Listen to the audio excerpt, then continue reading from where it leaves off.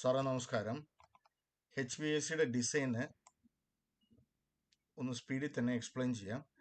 ഒരു AC ആയിട്ട് explain ചെയ്യാം. അപ്പം ഫസ്റ്റ് AC യൂണിറ്റ് എന്ന് പറയുന്നത് ഔട്ട്ഡോർ യൂണിറ്റ് ഇതാണ്.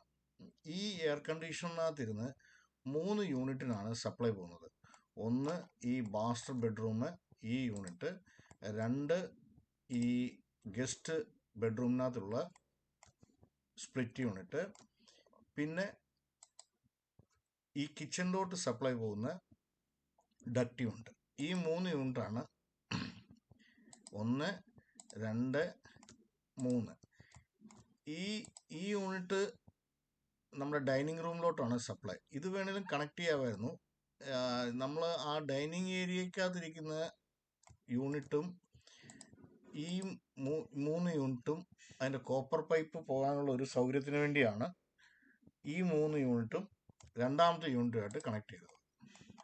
ഓക്കെ, ഇനി നമ്മൾ AC ഫസ്റ്റ് മാസ്റ്റർ ബെഡ്റൂമിനകത്ത് സാറ് പറഞ്ഞ പോലെ നമ്മുടെ വാർഡ്രോബിൻ്റെ മേളിൽ എയർ കണ്ടീഷണർ വരുന്നു. ഇത് ഞാൻ 15 ഇഞ്ചിൻ്റെ ആണ് ഈ പറഞ്ഞ ബീമിൻ്റെ ഹൈറ്റ് എന്ന് തോന്നുന്നു. എന്തായാലും 240 ഞാൻ പ്ലേസ് ചെയ്തിരിക്കുന്നത്. 240 ഞാൻ പ്ലേസ് ചെയ്തിരിക്കുന്നത്.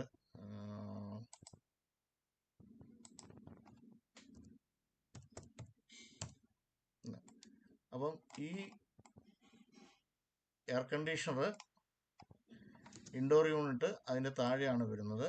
ആ ഇൻഡോർ യൂണിറ്റിന് ഒരു റിട്ടേൺ എയറും അതേപോലെ സപ്ലൈ ഗ്രില്ലും, പിന്നെ ഇതിൻ്റെ ഗ്യാസ് പൈപ്പ് നേരെ ഈ ബാത്റൂം വഴി പുറത്തോട്ട് വന്ന് ഈ യൂണിറ്റിലോട്ട് കണക്ട് ആവുന്നു. ഈ ഔട്ട്ഡോർ യൂണിറ്റ് നമ്മളിപ്പോൾ ഫ്ലോറിലാണ് പ്ലേസ് ചെയ്തിരിക്കുന്നത് ഡിസൈനിനകത്ത്. ഇത് കസ്റ്റമറിൻ്റെ റിക്വയർമെൻ്റ് അനുസരിച്ച് നമുക്ക് ആ സ്ലാബിൻ്റെ മേളിലോട്ട് കൊണ്ടുപോകാം. 3 യൂണിറ്റ് മൊത്തം വരത്തുള്ളൂ. 3 യൂണിറ്റ് നമുക്ക് വേണമെങ്കിൽ ആ ഗ്രൗണ്ട് ഫ്ലോറിൻ്റെ RCCയുടെ മേളിൽ നമുക്ക് വെക്കാൻ പറ്റും. ആ രീതിയിൽ നമുക്ക് അപ്പം മെയിൻ്റെനൻസ് ചെയ്യാനും മേളിലോട്ട് ഒത്തിരി ഫസ്റ്റ് ഫ്ലോറിൻ്റെ മേളിലൊന്നും കയറേണ്ട കാര്യമില്ല. ആ രീതിയിൽ നമുക്ക് പ്ലേസ് ചെയ്യാം. ഇവിടെ ഞാൻ ഇത് 2 ഇതായിട്ട് കാണിക്കുന്ന കാരണമാണ് ഫ്ലോറിൽ പ്ലേസ് ചെയ്തിരിക്കുന്നത്. അപ്പം മാസ്റ്റർ ബെഡ്റൂമിനകത്ത് ഡക്റ്റ് ഇൻഡോറ്, അതിൻ്റെ പ്ലേസ്മെൻറ്റ് ത്രോ നേരെ ഈ ബെഡിന് എഗെയിൻസ്റ്റ് ആയിട്ടുള്ള രീതിയിൽ. ഡ്രെയിനേജ് ഇതേപോലെ നമ്മുടെ ബേസിനിലോട്ട് ഡ്രെയിനേജ്. ഇതിൻ്റെ പവർ കോഡ് സപ്ലൈ അതിൻ്റെയും കൂടെ ഡ്രോയിങ് ഉണ്ട്. ഇത് ജസ്റ്റ് ഒരു ടെൻഡർ ഡ്രോയിങ് ആയിട്ട് കരുതുക. എന്നിട്ട് നെക്സ്റ്റ് യൂണിറ്റ് എന്ന് പറയുന്നത് നമ്മുടെ ഗസ്റ്റ് ബെഡ്റൂമിനകത്തിരിക്കുന്ന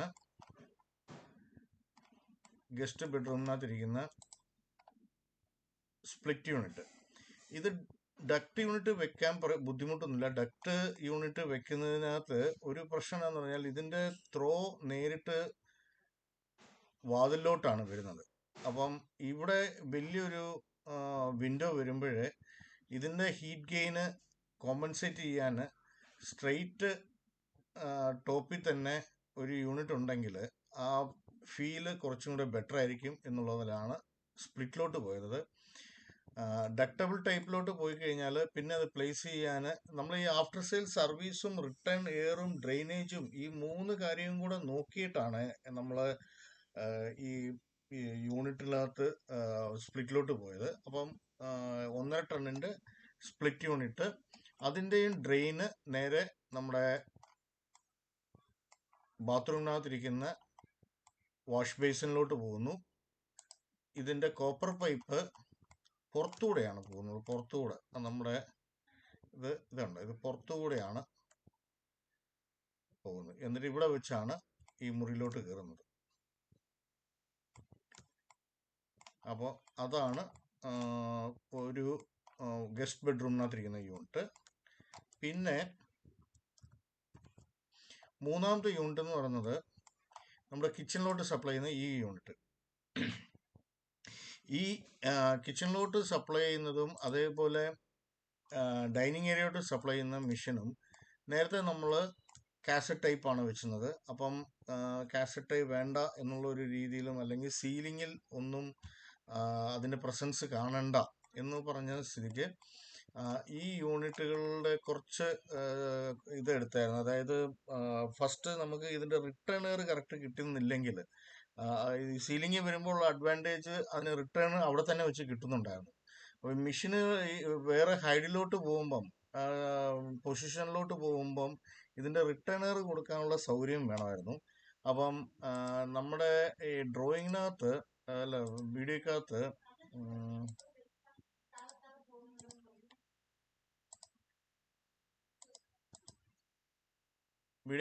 ഇപ്പം ഇതുണ്ട്, ഇത് ബാക്ക് സൈഡ്, ഇതാ സാറിൻ്റെ നമ്മുടെ ബീം.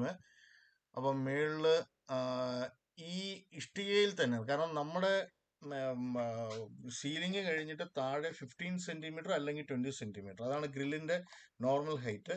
ഇതൊക്കെ 15 സെന്റിമീറ്റർ ഉള്ളൂ ഇതിന്റെ ഹൈറ്റ്. അപ്പം ഇവിടെ ഈ അപ്പുറത്തെ സൈഡിൽ വയറിംഗ് ഉണ്ട്. വയറിങ്ങിനെ ഡിസ്റ്റർബ് ചെയ്യാത്ത രീതിയിൽ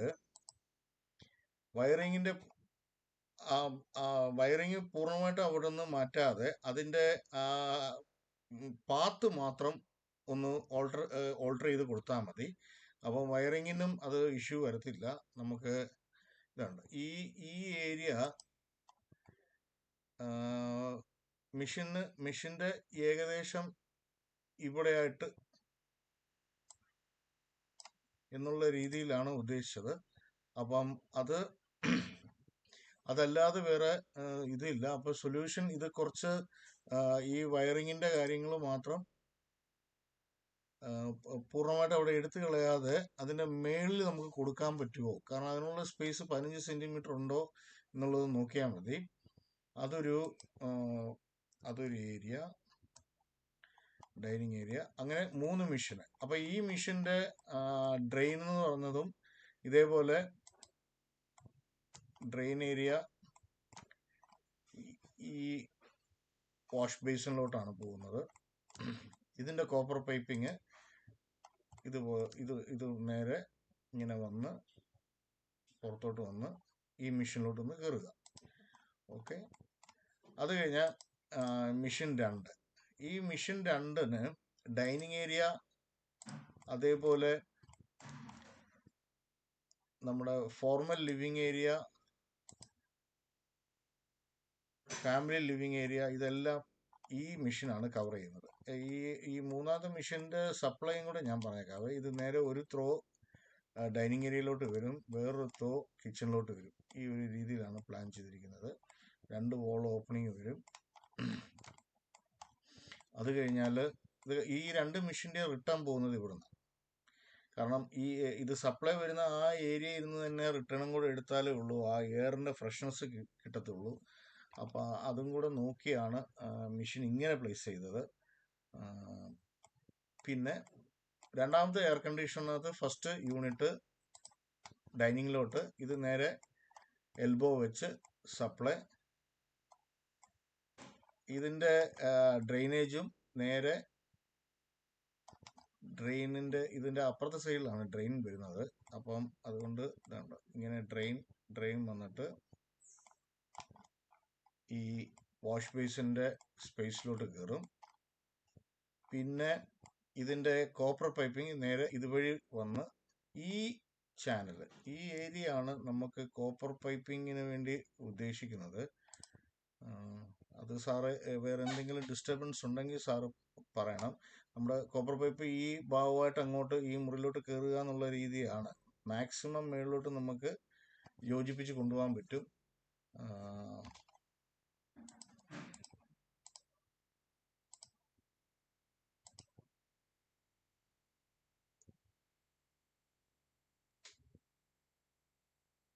ഇത് കോപ്പർ പൈപ്പാണ് വരുന്നത്. കോപ്പർ പൈപ്പ് ഈ മേളിൽ ഇരുന്ന് എടുത്തിട്ട് ഇതുവഴി പോവുക, ഈ ബീമിന്റെ സൈഡിലൂടെ പോകുന്നു. ബീമിന് 2 ഹൈറ്റ് ആണ്, ഇടയ്ക്ക് ഒരു വ്യത്യാസമുണ്ട്.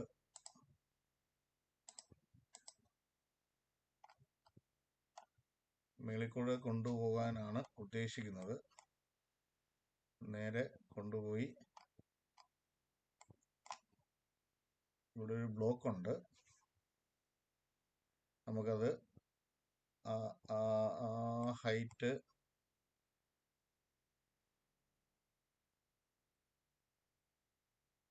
നേരെ സ്ട്രെയിറ്റ് ഇങ്ങോട്ട് പോകുന്നു.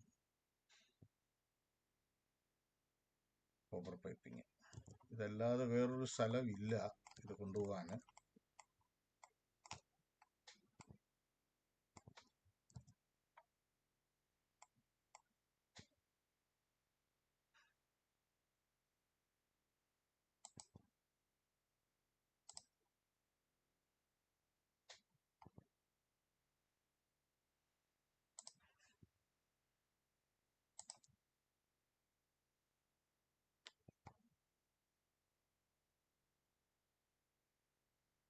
ഈ ഏരിയ വഴിയാണ് ഉദ്ദേശിക്കുന്നത്. ഗ്യാസ് പൈപ്പ് ലൈന്, അത് ഗ്യാസിൻ്റെ പൈപ്പ് അതുവഴി പോകുന്നു. പോയി ഈ യൂണിറ്റിനും സപ്ലൈ. ഈ 2 യൂണിറ്റിൻ്റെ ഡ്രെയിൻ വരുന്നത് നമ്മുടെ കോർട്ട്യാർഡ് പോലത്തെ സ്ഥലത്ത് കൊടുക്കാനാണ്. വേറെ ഇതിൻ്റെ നേരെ പുറത്തോട്ടും കളയാൻ പറ്റും. അപ്പം അത് സാറ് ഒന്ന് നോക്കിയിട്ട് പറയണം. എന്നിട്ട് ഈ 2 യൂണിറ്റ് ഇത് രണ്ടും ഇവിടെ നിന്നാണ് റിട്ടേൺ എടുക്കുന്നത്, ഇത് ഇവിടെ നിന്നാണ് റിട്ടേൺ എടുക്കുന്നത്. ഇത് പ്ലേസ് ചെയ്യുന്നതെല്ലാം നമ്മുടെ ഈ റിട്ടേൺ എയറിൻ്റെ ഇപ്പം ഇത് രണ്ടും സപ്ലൈയാണ്.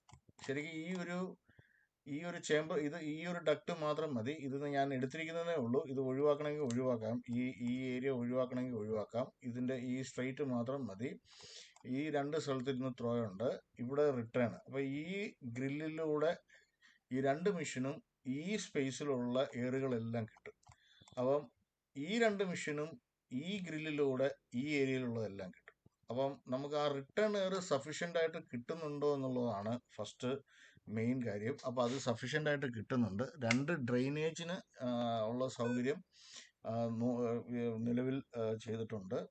അതിനകത്ത് എന്തെങ്കിലും മാറ്റം വേണമെന്നുണ്ടെങ്കിൽ സാറ് സജസ്റ്റ് ചെയ്താൽ മതി. അപ്പം സീലിങ്ങിൻ്റെ പാർട്ടിലൊന്നും വരത്തില്ല. ഈ ഡക്റ്റ് ഇത്രയും വേണ്ട, ഈ ഭാഗമൊക്കെ ഒഴിവാക്കണം എന്നുണ്ടെങ്കിൽ നമുക്ക് ഡക്റ്റ് ഇവിടം കൊണ്ട് നിർത്താനും പറ്റും. ഈ 2 സപ്ലൈ മതി. കാരണം ഇതൊക്കെ ലോ സ്റ്റാറ്റിക് മെഷീനാണ്. ഞാൻ പിന്നെ ഒന്നും കൂടെ എക്സ്റ്റെൻഡ് ചെയ്തിരിക്കുന്നതേ ഉള്ളൂ. ഇവിടെ വേറെ ഡിസ്റ്റർബൻസ് വല്ലതും വരുന്നുണ്ട്. കാരണം ഈ UPVC വിൻഡോസ് അങ്ങനത്തെ കാര്യങ്ങൾക്കൊക്കെ ഇത് സൗകര്യപ്രദമല്ല. അങ്ങനെ എന്തെങ്കിലും ഉണ്ടെങ്കിൽ നമുക്ക് ആ വോളിൽ തന്നെ നിർത്താം. അത് കഴിഞ്ഞ് ഫസ്റ്റ് ഫ്ലോറിലും ഇതേപോലെ ബെഡ്റൂമിൽ ഡക്റ്റബിൾ ടൈപ്പ്. ഇത് ആ ബെഡിൻ്റെ നേരെ ഓപ്പോസിറ്റ് ആയിട്ട് വരും. ഇതും ബെഡിൻ്റെ നേരെ ഓപ്പോസിറ്റ് ആയിട്ട് വരും. ഇവിടെ ഈ വോളിൽ സ്പ്ലിറ്റ് യൂണിറ്റ്. ഈ സ്പ്ലിറ്റിൻ്റെ ഡ്രെയിൻ പോകുന്നത് ഇവിടെ നേരെ ഇങ്ങനെയാണ് ഞാൻ കൊടുത്തിരിക്കുന്നത്. അതിനകത്ത് എന്തെങ്കിലും ഇഷ്യൂസ് ഉണ്ടെങ്കിൽ സാറ് പറയുവാണെങ്കിൽ അതിനനുസരിച്ച് നമുക്ക് അത് മാറ്റം വരുത്താം. പൈപ്പ് പോകുന്നത് ഇങ്ങനെയാണ് പോകുന്നത്. ഇവിടെ നിന്ന് പോയി നേരെ ഇതുവഴി കയറി പുറത്തോട്ട് വരും.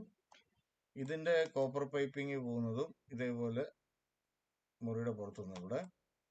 ഇതിൻ്റെ ഡ്രെയിനേജ് പോകുന്നത് നേരെ വാഷിംഗ് ഏരിയയിലോട്ടാണ് പോകുന്നത്. അത് കഴിഞ്ഞാൽ ഈ മെഷീൻ്റെയും ഇത് ബെഡിൻ്റെ നേരെ ഓപ്പോസിറ്റാണ് ഇത് പ്ലേസ് ചെയ്തിരിക്കുന്നത്. ഈ മെഷീന് മനസ്സിലാകുന്നുണ്ട്. അത് കഴിഞ്ഞാൽ അതിൻ്റെ ഡ്രെയിനേജ് ഇങ്ങനെ പോകുന്നു. ഇവിടുന്ന് എടുത്ത് നേരെ പോയി ഇതിലോട്ട് കയറുന്നു. കോപ്പർ പൈപ്പ് ലൈന് ഇതേപോലെയാണ് പുറത്ത്.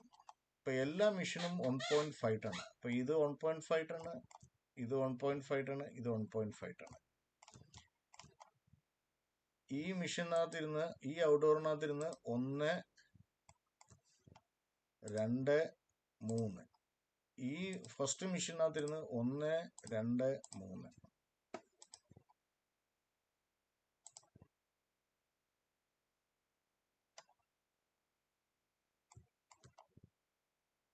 ഇങ്ങനെ വരും. മാസ്റ്റർ ബെഡ്റൂം, ഇത് നമ്മുടെ ഗസ്റ്റ് ബെഡ്റൂം, ഇത് ആ ബാക്ക് സ്പേസ്, ഇത് നമ്മുടെ പൂജാമുറി.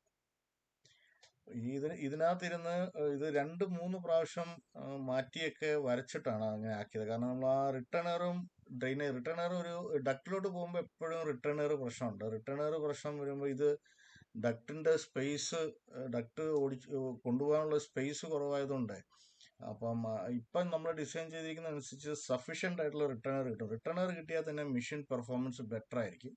അപ്പോൾ ആ രീതിയിലാണ് ഡിസൈൻ ചെയ്തിരിക്കുന്നത്. പിന്നെ സാറ് ഡ്രെയിനിൻ്റെ കാര്യം ഞാൻ എൻ്റെ ഐഡിയയിലാണ് ഡ്രെയിൻ ചെയ്തിരിക്കുന്നത്. അതല്ലാതുള്ള മോഡിഫിക്കേഷൻ എന്താണോ സാറ് പറഞ്ഞാൽ മതി, അതിനനുസരിച്ച് ചെയ്യാം. ഇതിൻ്റെ ഓക്കെ ആണെന്ന് പറയുവാണെങ്കിൽ ഇതിൻ്റെ ഞാൻ പവർ പോയിന്റും കൂടെ ഒക്കെ വെച്ചുള്ള ലേഔട്ടും കൊട്ടേഷനും കൂടെ തരാം. ഓക്കെ സാറേ? Okay, thank you.